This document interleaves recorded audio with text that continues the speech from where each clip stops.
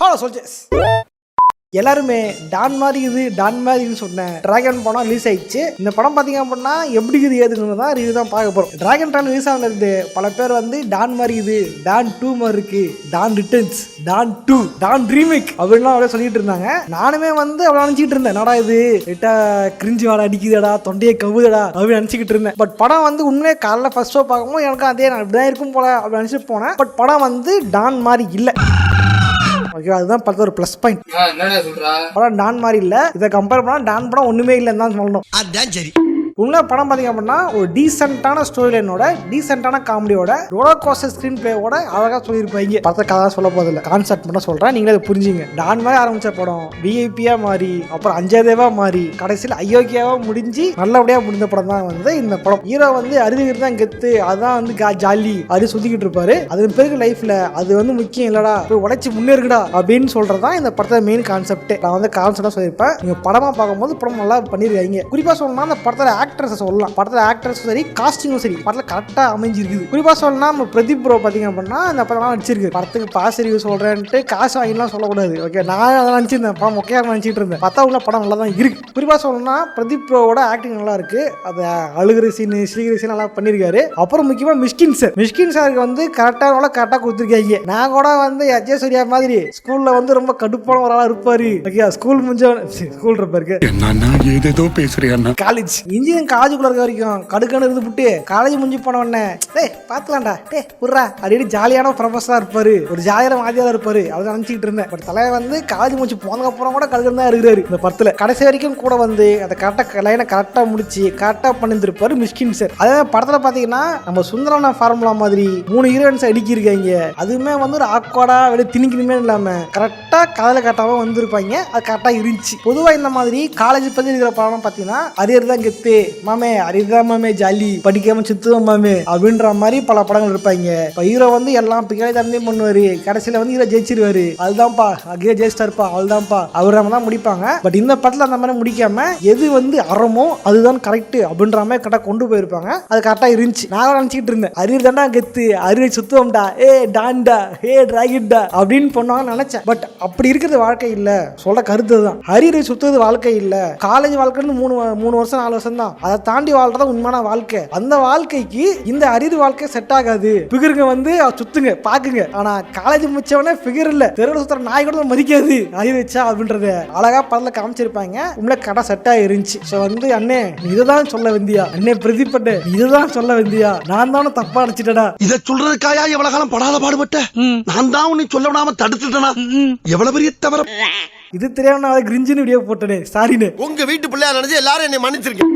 படம் பார்த்தீங்க அப்படின்னா இந்த எக்ஸாம் ஃபோர்ஜரி அதை பற்றி தான் போகும். இதே வந்து வேற ஒரு படமாக இருந்தால் வந்து ஒரு கிரைம், ஆர்கனைஸ்ட் கிரைம், இந்த கிரைமை கண்டுபிடிக்கிற அப்படின்றாம அப்படியே ஒரு குற்றம் நடந்தது என்ன அதனால கொண்டு போயிருப்பாங்க. பட் தலைவர் அஸ்வித் மாரிமுத்து வந்து அப்படியே ஜாலியாக கொண்டு போயிட்டு படத்தை அப்படியே காமெடியாக கொண்டு போயிட்டு அப்படியே ஃபீல் கூட்டாக முடிச்சுட்டு அப்படி நல்லா இருக்குது படம். இன்னும் சொன்னால் அந்த படம் பார்க்கும்போது என் காலேஜ் ஞாபகம் வந்துச்சு. அதாவது காலேஜ் முடிச்சுட்டு வேலைக்கு போயிட்டேன், கேபில் ஒர்க் பண்ணிருந்தேன். அந்த டைம் பார்த்தீங்க அப்படின்னா எனக்கு அடிக்கடி கட்டக்கணம் வரும், தம்பி ஒரு எக்ஸாம் விட்டுட்டப்பா, வந்து எக்ஸாம் எழுதிட்டு போப்பா அப்படின்ட்டு. மறுபடியும் வந்து வேலையை விட்டு திரும்ப வந்து எக்ஸாம் படிச்சு எழுதுற மாதிரிலாம் வந்து எனக்கு கனவு வந்துச்சான். பயந்துகிட்டு இருந்திருக்கேன், ஐயோ நாடா இவ்வளோ வருது அப்படின்னு பயந்துகிட்டு இருந்தேன். அந்த படம் பார்க்கும்போது அதை ஞாபகம் வந்துருச்சு, அப்படியே நாடா இது அது பழைய கனவு ஞாபகம் வந்துருச்சு, அது பழைய கெட்ட கனவு எல்லாம். ஸோ மற்ற ஓவரலாக பார்த்தீங்க அப்படின்னா படம் நல்லா இருக்கு. அப்புறம் வந்து இந்த விஜய் சித்து ப்ரோவோட டீம் தான் படம் ஃபுல்லாக காமெடி பண்ணிருக்காங்க. ஹீரோட ஃப்ரெண்டாக வருவார், உண்மையில அவரோட போர்ஷன் நல்லா பண்ணிருக்காரு, நல்லா இருக்கு. அவரோட போர்ஷன் நல்லா தான் இருக்கு, காமெடி நல்லா தான் பண்ணிருக்காங்க. பொதுவாக நான் பார்க்கவே மாட்டேன், அவரோட டீம் தான் பண்ணிருக்காங்க போல.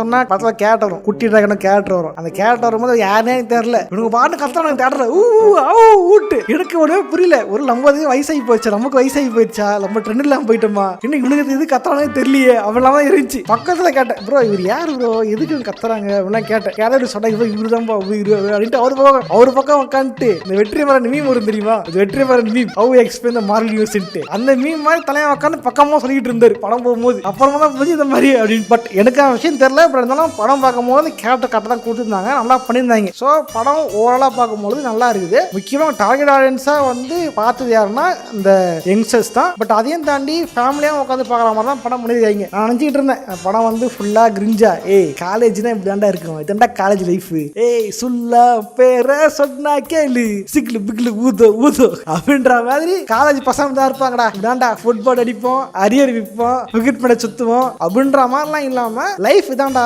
இதுதான் லைஃப்.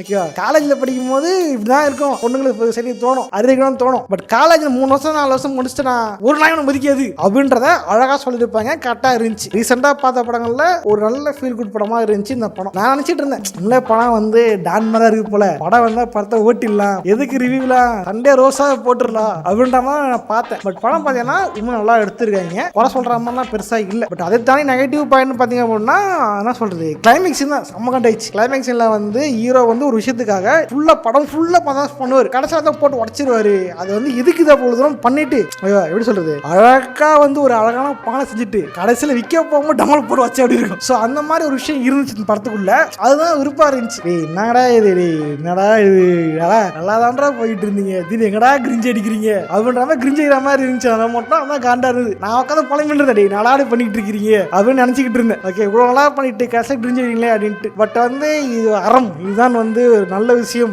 அறத்தின் வழி பாக்குறதுன்னு பார்த்தா இதுதான் கரெக்ட்ன்ற மாதிரி தான் தோணுது படம் முடிச்சு கஷ்டம் வரும்பொழுது. பட் எனக்கு இன்னும் லூப் போல தெரிஞ்சுது. ஏன்னா ஹீரோ பண்ற ஒரு தப்பால யாரோ ஒருத்தர் பாதிக்கப்படுறாங்க, பாதிக்கப்பட்ட யாரும் ஹீரோக்கு தெரியும். அந்த பாதிக்கப்பட்டவருக்கு இவர் நினைச்சா இவர் தான் கம்பெனி ஆசையார்ல, ஒரு கம்பெனில கூட்டு ஆளை கொடுத்தா முடிஞ்சு போகுது வேலை. இதுக்கு எதுக்கு வந்து எல்லா லைஃபையும் எடுத்துக்கிட்டு தியாகம் பண்ணிக்கிட்டு எதுக்கு அப்படின்ற மாதிரிலாம் இருந்தது. அவ்வளோ கஷ்டமான இருந்துச்சு. நாடா இது பாடா இதுக்காக பார்த்து அப்படின்ற மாதிரி இருந்துச்சு. பட் கடைசியில் ஒரு கட்டண கேமியை கொடுத்து கதை எப்படி முடிக்கணுமோ அப்படி அழகாக முடிச்சிருந்தாங்க, நல்லா இருந்துச்சு. ஆமா, நான் ஸ்பால் எதுவும் பேசலையே, ஸ்பால் எதுவும் பண்ணல, சரிங்களா விடுங்க, பலதான் நினைக்கிறேன். ஓவராலா இந்த ரிவ்யூ இந்த படம் எப்படி இருந்துச்சுன்னு பாத்தீங்க அப்படின்னா ரீசெண்ட் டைம்ல பார்த்தா ஒரு நல்ல ஃபீல் குட் படமா இந்த படம் இருந்துச்சு. எனக்கு படம் பிடிச்சிருது. எத்தனை பேர் படம் பிடிக்கும் அப்படின்னு தெரியல. நான் பழக சொன்னா மொக்க படம்ன்றீங்க, இந்த பேர் தான் வாங்க டிக்கெட் பாத்துக்க, மறுபடியும் காட்டுறேன், நான் வாங்கி டிக்கெட் தான். எனக்கு இந்த படம் பிடிச்சிருந்துச்சு. நானே ஓட்டம் தான் பார்த்தேன். இந்த ரிவ்யூ படம் வியூஸ் வராது, ரோஸ் படம் தான் பார்ப்பீங்க நிறைய பேர்.